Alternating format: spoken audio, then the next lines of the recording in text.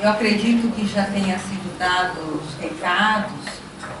Lembramos do nosso almoço no domingo próximo, lá na creche lá do Alvorecer, o almoço em benefício de todas as atividades que nós desenvolvemos lá em Diadema, para o custeio de despesas essenciais, para despesas de manutenção, pequenas melhorias necessárias na alvenaria, instalações, enfim, nós precisamos muito, né, de angariar esses fundos que provém tanto dos almoços beneficentes como também da nossa rifa.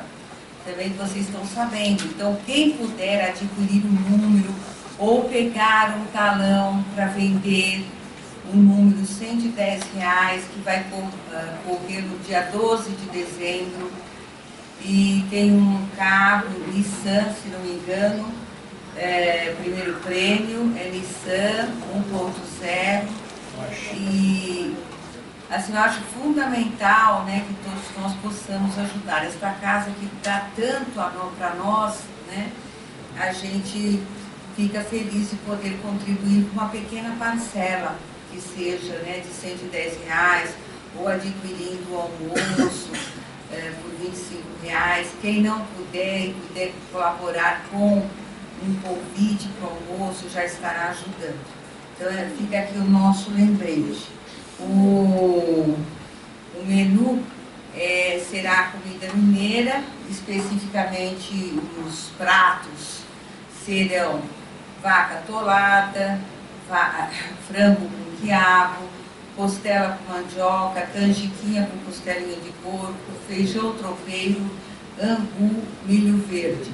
Fora isso, tem uma variedade bastante grande de saladas, tanto de legumes e verduras cruas, como também cozidos, né? E os acompanhamentos são muito saborosos. Então, a gente tem tudo isso pelo preço de R$25, incluído o refrigerante ou a água. Eu acho que é uma coisa assim, um valor muito subsidiado, né? E que não pesa para nenhum de nós aqui. Bom, nós vamos prosseguir com o nosso Evangelho segundo o Espiritismo, e hoje nós vamos iniciar o capítulo 24. O título do capítulo é Não coloqueis a candeia sob o alqueire. Essa expressão, ela é muito significativa nesses ensinamentos do Evangelho, e se apropria de uma, vamos dizer, uma expressão muito usada, né, que significa verdades ocultas, esconder os verdadeiros significados. Então, algumas seitas, algumas linhas filosóficas utilizavam, né, desde a antiguidade, essa analogia. Quando se fala esconder a candeia sobre o alqueire, significa a parte oculta de ensinamentos, né, que não fica claro e não é divulgado para a grande maioria. E né, são 3 as passagens de Jesus, né, que faz referência ao tema. Eu vou ler as 3, né? A primeira é de Mateus, capítulo 5, versículo 15, que diz: não se acende uma candeia para colocá-la sob o alqueire, mas colocam-na sobre um candeeiro, a fim de que ela clareie todos aqueles que estão na casa. Lembrando que a candeia, né, é uma espécie de lampião, lamparina, pode ser feita de vários materiais e que se acende através de um óleo, né? Se coloca fogo naquele óleo e ilumina. O candeeiro é o local onde se pendura, né? É o suporte onde se coloca a candeia. E o alqueire, na verdade, ele era uma medida, né? Então era um recipiente onde se media líquidos e sólidos. na antiguidade e em vários povos, né? Então, esconder sob a candeia quer dizer esconder essa verdade dentro desse recipiente, né? Então, e essa expressão era muito usada para significar exatamente isso, esconder conhecimento e verdades no alqueire, ou seja, sobre o alqueire, velado, né? Colocado ali no mistério, tá? Então era mais uma expressão utilizada do que o significado propriamente dito de cada uma delas. Bom, a segunda passagem diz assim: não há ninguém que, depois de ter acendido uma candeia, a cubra com um vaso ou a coloque sobre uma cama, mas põe sobre o candeeiro, a fim de que aqueles que entrem vejam a luz, porque não há nada de secreto que não deva ser descoberto, nem nada de oculto que não deva ser conhecido e manifestar-se publicamente. Lucas, capítulo 8, versículos 16 e 17. A outra passagem, que é escrita por Mateus também, diz o seguinte: seus discípulos, se aproximando, disseram-lhe: por que lhes falais por parábolas? Eles respondendo disse: porque vós outros vos foi dado, porque para vós outros vos foi dado conhecer os mistérios do reino dos céus, mas para aqueles não foi dado. Eu lhes falo por parábolas, porque vendo não veem, e escutando não ouvem e nem compreendem. E a profecia de Isaías se cumprirá neles, quando disse: vós escuteis com vossos ouvidos e não ouvireis. Vós escutareis, vós escutareis com vossos ouvidos e não ouvireis. Olhareis com vossos olhos e não vereis. Porque o coração desse povo está entorpecido e seus ouvidos tornaram-lhes surdos. E eles fecharam seus olhos de medo que seus olhos não vejam, que seus ouvidos não ouçam, que seu coração não compreenda, e que, estando convertidos, eu não os cure. É muito assim interessante, né, essa passagem, porque o que ele diz, que simplificadamente, porque a gente vai ver mais adiante, né, que ele explica, mas na primeira leitura aqui não deixa dúvida. Por quê? Porque o conhecimento que Jesus trouxe era revolucionário, né? Derrubava muitos dogmas prevalecentes na época. No entanto, naquele momento, haviam poucos, mas haviam preparados para essas verdades. E uma grande maioria que não estava preparada. Mas aqui quando ele diz que muitos, que assim, escutariam, mas não ouviriam com os ouvidos, né? Veriam, mas por quê? Porque se negariam, gente. É isso que ele quer dizer. O medo do novo, o medo do novo paradigma faz com que as pessoas, a grande maioria, reaja exatamente desta maneira. A verdade está se apresentando, mas a pessoa ela não quer ver. Porque seriam todos ali conclamados a sair de uma zona de conforto, né, que prevalecia por muitos e muitos tempos, muitos e muitos séculos. Então existia também ali uma comodidade geral para sair daquele conhecimento comum que predominava. Deixa para os eleitos, os mistérios são para alguns e não para a maioria, né? Agora, com relação aqui a segundo tópico, quando ele diz que não tem nada de secreto, ou seja, nada para se esconder, né, no alqueire, e portanto tudo deveria ser às claras, né, e nada ser oculto, é muito interessante. E ele ainda usa aqui, ó, que não há nada que não deva ser conhecido e manifestar-se publicamente. Esse conceito aqui, que no caso Lucas escreve, é muito interessante, porque hoje a gente lida ainda com algumas questões, e a gente vê assim, do ponto de vista do que é público, né? O que é público hoje, né? Quando fala público, a gente pensa no quê? No que é público, né? Na administração pública, né? Nos 3 poderes, certo? Não deve ter nada oculto. Aqui já no Evangelho se fala, não há nada que não deva ser público, e sim de domínio comum.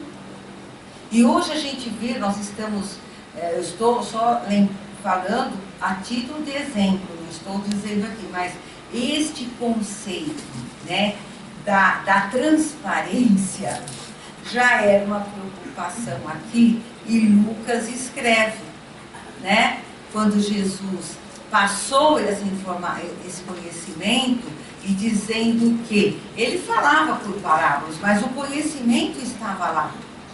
E não tinha nada de mistério, tudo era público, né? Então, esse é o conceito de transparência que hoje tanto se fala em transparência, né? É só para fazer uma analogia, para a gente analisar e perceber o quanto é pernicioso, negativo, a falta de transparência. O mistério, o oculto, não tem nada de bom. Nós temos que fazer essa reflexão, né? Então, ou seja, já tinha ali um conceito de transparência, né? Jesus não ocultou nada. Ele simplificou ele trouxe de uma forma simplificada conhecimentos muito profundos, mas que na ocasião a grande massa não tinha condições de assimilar. E os que tinham condições de assimilar não queriam, porque não queriam abandonar os dogmas que lhes interessava muito. Lhes tiraria o poder, haja vista que Jesus foi crucificado em nome exatamente disso daí, de manter o oculto, manter o segredo, né? Nada é público. As verdades estarão sempre segundo o pensamento dominante dos maiorais na época, né? As verdades deveriam estar em poder de quem? De pouco deles, dos eleitos. O resto é resto. Eles não tinham condições de entender o que Jesus trouxe? Tinham, mas negaram, porque não era favorável. E esse pensamento, essa forma de trazer, né, de lidar com o conhecimento que deveria ser público, prevalece até os dias de hoje. Religiões há, seitas, filosofias que ainda acreditam no ocultismo, na coisa do mistério, né? No campo prático da vida, existem até hoje, reinando na maioria dos regimes políticos, né, esta apropriação indevida do que não lhes pertence e deveria ser público, né? Então, tudo que não é transparente é avesso ao progresso. gente admite o progresso, nós temos que admitir a transparência, o conhecimento público, a apropriação pública do conhecimento. Certamente, cada qual, na sua individualidade, tem a sua capacidade, como nós vamos ver aqui, tem o seu preparo para assimilar. Mas o conhecimento, ele está ali, ó, público, para quem quiser ver, quem quiser conhecer, está lá. O que ocorre, nós vamos ver aqui, é que nem todos vão assimilar, né, na mesma proporção, vão compreender. A diferença está aí. Não foi Jesus que trouxe tudo no ocultismo, no mistério, para os eleitos, não é isso. Ele trouxe conceitos profundos, ele trouxe o conhecimento das leis naturais, só que ele não tinha como, naquela ocasião, ele não tinha nem como expressar a profundeza de tudo isso.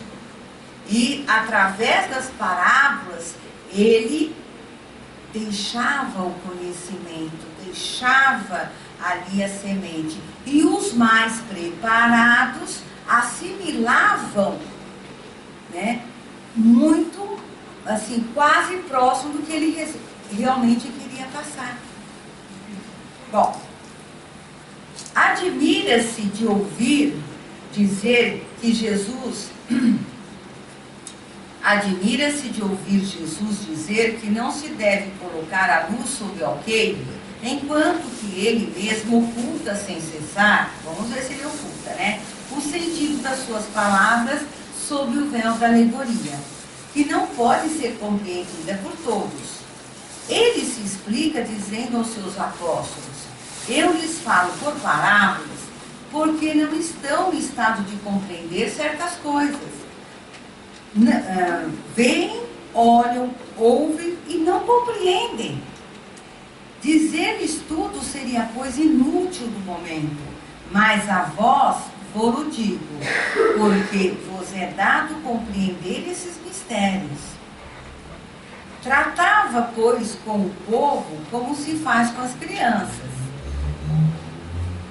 cujas ideias não estão ainda desenvolvidas.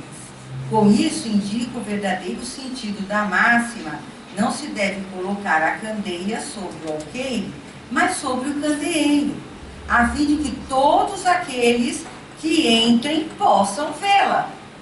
A verdade está lá, a transparência, a fim de que todos aqueles que entrem possam vê-la. Não significa que é preciso inconsideradamente revelar todas as coisas.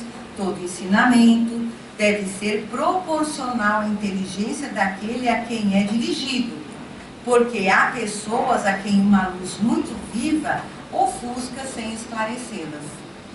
Ocorre o mesmo com os homens em geral, como com os indivíduos. As gerações têm sua infância, sua juventude e sua idade madura.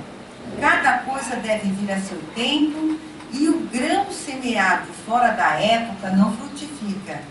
Mas o que a prudência manda ocultar momentaneamente deve cedo ou tarde ser descoberto, porque, chegados a um certo grau de desenvolvimento, os homens procuram eles mesmos a luz viva.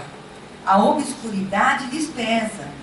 Tendo Deus lhes dado a inteligência para compreender e para se guiar nas coisas da terra e do céu. Querem raciocinar sua fé, e então que não se deve colocar a candeia sobre o alqueire, porque sem a luz da razão a fé se enfraquece. Então vejam bem, a essência do ensinamento de Jesus está contida em todas as suas lições, em toda a sua movimentação aqui pelo planeta. Tanto é que nós estudamos hoje aqui o Evangelho, né? Então, o que nós, nada mais, nada menos, o que a gente está fazendo? A gente entra, né, estuda aquela parábola e aprofunda no seu significado. A parábola é a mesma, percebem? Que a essência do ensinamento é a mesma. E não se fala aqui, essa parábola não vale mais. Hoje nós estamos no século XXI, essa parábola não é essa. É essa porque essa tinha uma série de coisas assim misteriosas. Não, não é isso. Esta parábola, ela continua valendo até hoje, porque a essência, a riqueza daquele ensinamento está vivo mais do que nunca. O que a diferença qual é? Ele mesmo aqui fala, explica. As civilizações, elas evoluem. Nós evoluímos. E na medida em que nós evoluímos, nós ansiamos por desvendar tudo, por aclarar o significado das coisas, né? Em compreender o verdadeiro significado, não só no que diz respeito à religião, ao cristianismo, no caso, como em qualquer outro conhecimento, gente. Qualquer outra área de conhecimento. E o que acontece? Por que é essa evolução? Ele mesmo diz que as civilizações, elas têm fases. Ela tem a fase da criança, de juventude, do amadurecimento, né? E hoje, no século XXI, nós podemos dizer que estamos entrando na fase do aprofundamento. O homem, ele rejeita os dogmas hoje, na sua maioria. Ninguém, não estou falando ninguém, mas aqui no mundo ocidental, principalmente, não se contenta com o dogma. É assim e pronto, essa é a grande verdade, não se discute. O homem busca o quê? A fé raciocinada, né? E justamente nesta busca, quando nós estamos aqui na doutrina, nada mais atual do que as parábolas, os ensinamentos de Jesus. Então hoje, e principalmente nós vamos ver aqui, orientados pela luz do Espiritismo, ladeado com a luz da ciência, nós vamos adentrando nesta fé que nos traz respostas coerentes, aderentes e que encontram respaldo nas leis naturais. Hoje nós nos preocupamos em compreender estas leis naturais. Não foi assim sempre. E mesmo assim, com todo este, vamos dizer, preparo que nós temos hoje e esclarecidos pelo Espiritismo, nós ainda titubeamos, nós ainda não queremos, porque não é que a gente não vê, nós não queremos aceitar algumas verdades, né?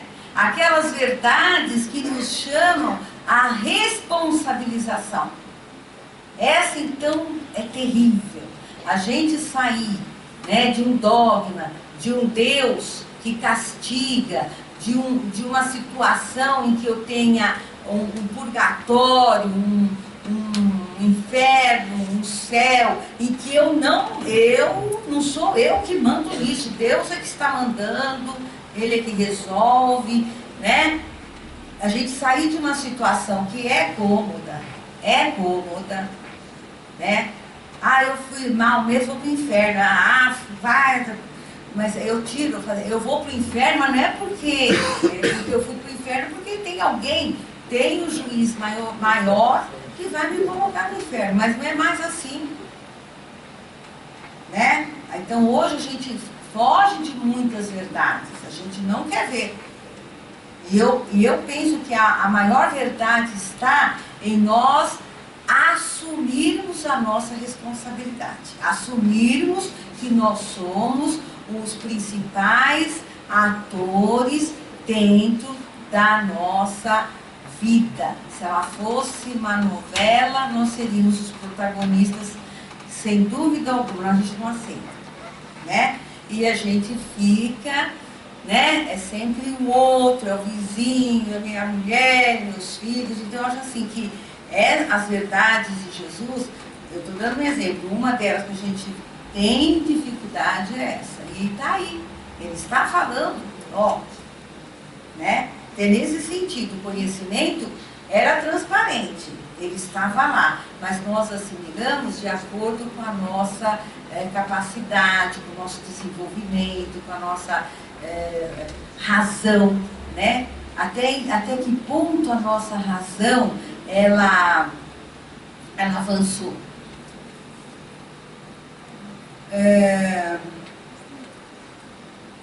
Se, pois, em sua previdente sabedoria, a providência não revela as verdades, senão gradualmente as revela sempre à medida que a humanidade está madura para recebê-las. Elas as mantêm em reserva e não sob o alqueire. Olha a diferença. Sob reserva e não escondido, misterioso. Sob reserva quer dizer, eu falo por parábola, ali tem todo o significado moral. Ali está contida, naquela história, né, aparentemente simples, está todo um conceito novo, né? Está oculto, está escondido, é misterioso? Não, é reserva, né? Está dito, na medida em que o homem, ele vai avançando, ele vai compreendendo, ele vai esmiuçando, ele vai procurando adentrar naquelas verdades com mais profundidade, porque ele vai ter mais condições.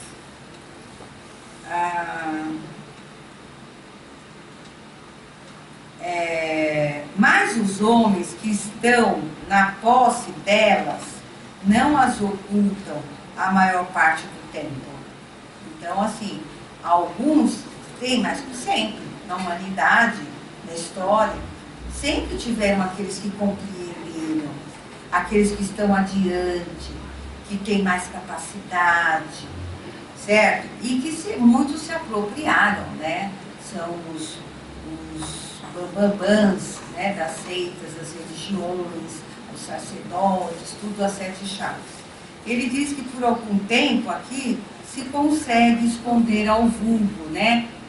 Se consegue esconder, ocultar da grande maioria, né? Do povão. Mas eles fazem isso por quê? Senão em vista de dominar. Então, dominar, né? Quanto mais ignorância, melhor. Então, aqueles poucos dominam. E isso é interessante. Assim foi e continua sendo a história da nossa humanidade. São eles que colocam verdadeiramente a luz sobre o alqueire. Não é Jesus? São esses, né? Os dominadores. Foi assim que todas as religiões tiveram seus mistérios, cujo exame interditaram. Mas, ao passo que essas religiões permaneciam atrasadas, a ciência e a inteligência caminharam e rasgaram o véu misterioso. O vulgo, tornado adulto, quis penetrar a fundo das coisas, e então rejeitou de sua fé o que era contrário à observação. Então, nós vemos essa revolução, a revolução do conhecimento. Então, muitos surgiram questionando, né, estes mistérios religiosos. Questionaram e colocaram a fé em xeque, né? E trouxeram ao mundo grande contribuição. Não pode aí haver mistérios absolutos. E Jesus está com a verdade quando diz que não há nada de secreto que não deva ser conhecido. Tudo que está oculto será revelado.